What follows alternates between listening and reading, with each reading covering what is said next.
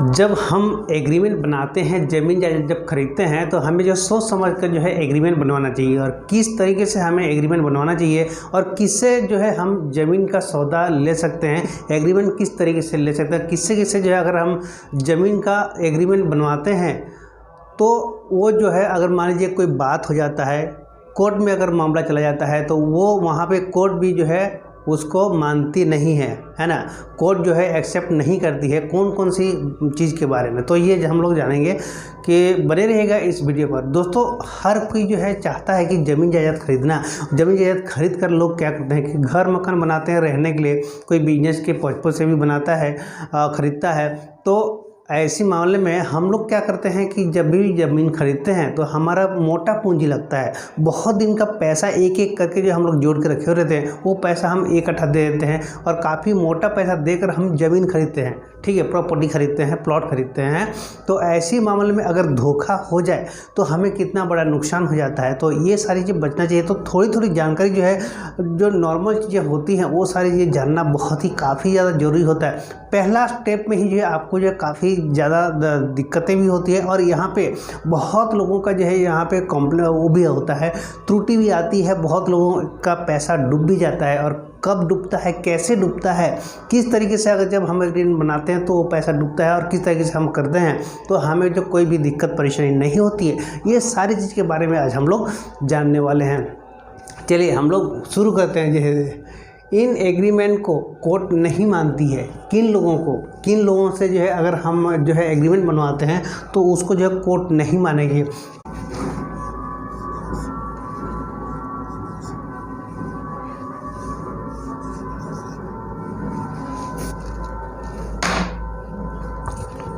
देखिए सर, जब हम एग्रीमेंट बनवाते हैं किसी से, जैसे मान लीजिए ज़मीन अगर जो है जो व्यक्ति ज़मीन आपको एग्रीमेंट कर रहा है वो व्यक्ति अपने नाम पर उसका ज़मीन नहीं है, उसके पिताजी के नाम पर ज़मीन है, उसकी माँ के नाम पे ज़मीन हो सकता है। तो ऐसी मामले में क्या होगा कि और उसके बेटे ने जो है उस ज़मीन को बेच रहा है, सौदा कर रहा है, तो ऐसी मामले में क्या होगा आपको कि जो है वो जब एग्रीमेंट करा रहा है तो उसके नाम पे, वो अपने नाम पे जो ज़मीन कराया, लेकिन आप कागज़ को जो रजिस्ट्री कॉपी है वो जो है उनके पिताजी के नाम पर ज़मीन है और उसका बेटा बेच रहा है और बेटा ने उसका एग्रीमेंट कराया और उसके पिताजी ने साइन नहीं किया है। तो ऐसे मामले में जो है आपको जो है जब भी अगर कोई प्रॉब्लम आ जाता है, कोर्ट में अगर कुछ मामला जाता है तो वो आपका एग्रीमेंट का आपका कोई वैल्यू नहीं होगा, आपका एग्रीमेंट जीरो हो जाएगा, ठीक है। तो ऐसी मामले में क्या होता है कि अगर उसका भले ही उसका बेटा जो है आपका एग्रीमेंट बनवा रहा है लेकिन उसका बेटा का साइन रहेगा और उसके पिताजी के नाम पर या उसके माँ के नाम पर जो है ज़मीन है रजिस्टर का भी, तो उसके माँ का जो है सिग्नेचर कराना बहुत ही ज़रूरी होता है। तो उनके थ्रू से लेना चाहिए। और पेमेंट भी जब आप देते हैं ना, पेमेंट जब आप देंगे तो उनके माँ के खाते में एक्चुअली में जाना चाहिए। लेकिन कई बार क्या होता है कि जैसे उसका बेटा के खाते में आपने पेमेंट दे दिया, ठीक है, तो वो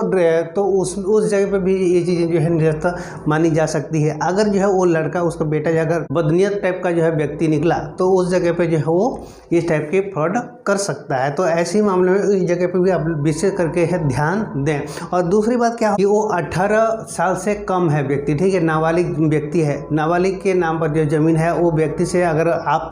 वहाँ पे एग्रीमेंट कराते हैं वो भी जो उसको भी जो है कोर्ट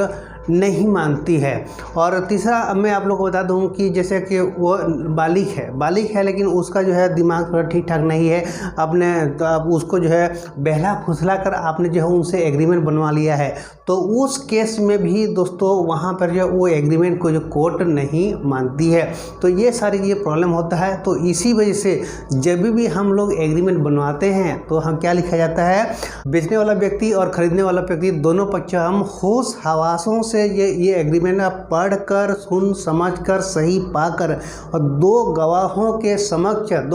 के बीच में वो उनके माध्यम से समक्ष हम लोग जो है इस एग्रीमेंट को इकरार करते हैं, इस एग्रीमेंट में साइन सिग्नेचर करते हैं, सहमत से बनाते हैं। इस तरीके से जो वहाँ पे लिखा जाता है, इसी वजह से तो ये चीज़ें काफ़ी ज़्यादा महत्वपूर्ण चीज़ें होती है। तो ये कई चीज़ें आपको इस चीज़ को जानना बहुत ही ज़रूरी होता है दोस्तों। इसीलिए जो है आप ये करें कि जैसे कि मान लीजिए उसके माताजी के नाम पर ज़मीन है, उसका बेटा अगर बेच रहा है, एग्रीमेंट कराया, तो उस एग्रीमेंट में उसका बेटा का एग्रीमेंट रहेगा, साथ में जो है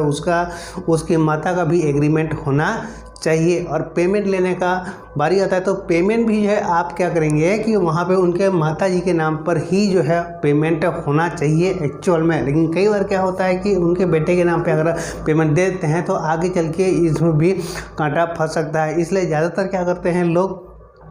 कि जो है उनके माताजी के अकाउंट में भी आपको एक्चुअली में देना चाहिए रूल के मुताबिक। लेकिन ऐसे कई बार जो है नहीं भी होता है। लेकिन बहुत ये मामला जो है बहुत बार जो है हर बार जो है ये गलत नहीं होता है, क्योंकि हर इंसान एक जैसा नहीं होते हैं। कई लोग क्या होते हैं कि अच्छे स्वभाव के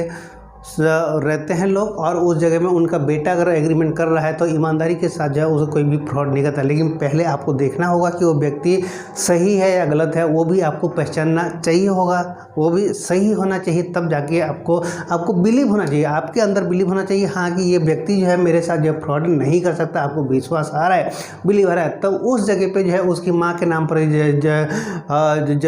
रजिस्ट्री कॉपी है, और जो है उसके मान लीजिए कि उसके माँ का अकाउंट नहीं है, खाता नहीं है, भले खाता था वो उनका खाता बंद भी हो चुका है XYZ, तो उस जगह पे जो है उसके बेटे के नाम पर जो है आपने दिए हैं, कैश दिए हैं, तो आप जो है उसको भी एक काम कीजिएगा, उसको भी जब भी आप पेमेंट देंगे तो आप चेक के माध्यम से या RTGS के माध्यम से दे सकते हैं। कैश पेमेंट कम से कम ही जो है करें, और कैश पेमेंट ऐसे ही जो है गवर्नमेंट के रूल के अनुसार 20,000 से ज़्यादा जो कैश नहीं ले सकते हैं। और आपको जब भी पेमेंट में देना है तो ज़्यादातर जो है चेक के माध्यम से, RTGS के माध्यम से, NEFT के माध्यम से ही आप जो है पेमेंट दें। और कोशिश यही करें कि जिनके नाम पर रजिस्ट्री ज़मीन है, जिनके नाम पर ज़मीन है, उसी के खाते में ही देने की ज़्यादा से ज़्यादा कोशिश करें और उन्हीं को ही ज़्यादा दें। हमने भी एक बार क्या हुआ था कि मेरी कहानी बता रहा हूँ कि मैंने भी मेरे पिताजी के नाम पर ज़मीन था, और मेरे पिताजी का ज़मीन को जो है मैंने सेल किया, लेकिन एग्रीमेंट मैं बनवाया था, मेरे माध्यम से बना था,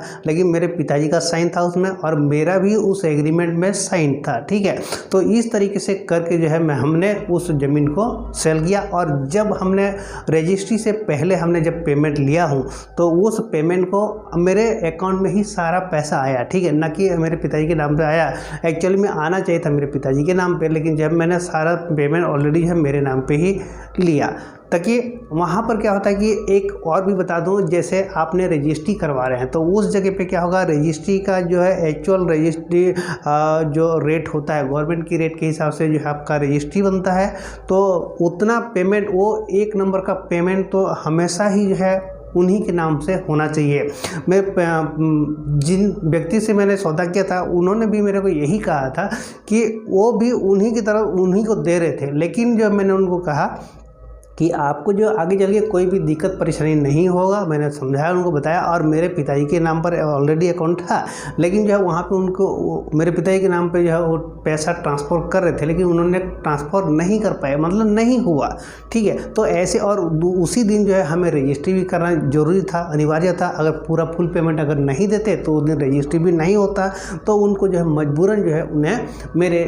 मेरे पास ही जो है उनको देना पड़ा। तो उस जगह पर उन्होंने फुल पेमेंट दिया, तब जाके हम जो है वहाँ पे मेरे पिताजी भी गए थे, हम भी गए थे रजिस्ट्री कराने के समय, और वहाँ पे जब फुल पेमेंट हुआ तब जाके वहाँ पे रजिस्ट्री भी हुआ। तो ऐसी जो है, वैसे हर बार जो है कोई गलत नहीं होता है, हर इंसान जो है गलत नहीं होते हैं, ईमानदार भी होते हैं, लेकिन कभी का जो है ये चीज़ें काट फंसता है। तो उसको, वो सारी चीज़ को जो ध्यान में रखते हुए आपको बिलीव करते, अगर इंसान को आप उस व्यक्ति को बिलीव कर रहे हैं तो उस जगह पर आप जो बिलीव करें, आप जो है अपना कर सकते हैं, काम को निपटा सकते हैं, उसमें कोई दिक्कत नहीं होती है। लेकिन रूल के मुताबिक, रूल के अनुसार है, जिसके नाम पर ज़मीन रहता है उन्हीं को ही जो है पेमेंट दें। एग्रीमेंट जो बनते हैं उसमें कुछ जो है वैलिडिटी रहता है, उसमें समय रहता है कि इतना दिन के अंदर जो है रजिस्ट्री कराना रहता है। उसमें एग्रीमेंट का समय पार हो जाता है तो उस जगह में क्या होता है कि जो हमने एडवांस दिया हुआ रहता है वो पैसा भी जो है आगे चल के जो है वो लेट कर दिया, उन्होंने जो है रजिस्ट्री नहीं कराया, समय रहते हुए जो उन्होंने रजिस्ट्री नहीं किया। जो टाइम लिमिटेशन था, वो टाइम लिमिट था, उस हिसाब से जो उन्होंने रजिस्ट्री नहीं करवाया था, उस जगह पे उसकी गलती क्या है? जो बेचने वाला व्यक्ति है उसको तो गलती है नहीं, जो खरीद रहा है कि उसको रजिस्ट्री कराना था। तो ऐसे मामले में जो है जो एडवांस दिया हुआ पैसा उस जगह में डूब जाता है, और ऐसे मामले में जो वो जो है आगे चल के जो है वो एग्रीमेंट भी निरस्त मानी जा सकती है। उस जगह पे भी कोर्ट वहाँ पे जो है उसको मान्य नहीं कर सकता है, तो उसमें जीरो हो सकता है। इस वीडियो को देखने के लिए आप सभी को मेरा तहे दिल से नमस्कार।